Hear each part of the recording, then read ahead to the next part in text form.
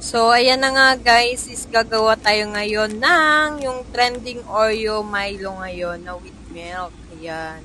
Diyan po nga guys is nag-prepare na ako ng mainit na tubig para tunawin natin yon para sa Milo natin yan. Ilalagay natin yung Milo dyan at tunawin. Pero dapat guys kung gusto nyo yung hindi talaga masyadong madaming tubig kasi dyan damihan ko yung tubig dyan. So kayo na yung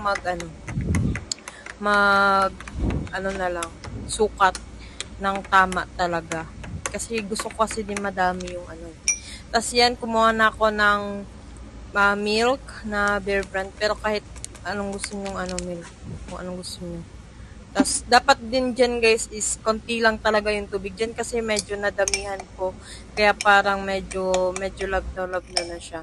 So para mas prepare nyo yung parang medyo sticky yung milk is konting tubig lang talaga as in.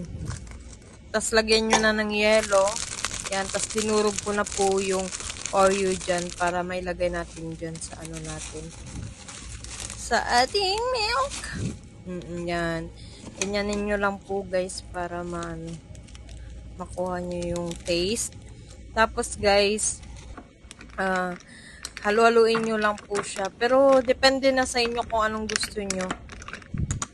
Pero kung ako sa inyo guys, dapat konting tubig lang talaga para makuha nyo yung exact measure ng trending Oreo Milo natin. So, ito na po yung finished product natin guys. So, ano pang hinihintay nyo guys? I-try nyo na din to para masubukan nyo.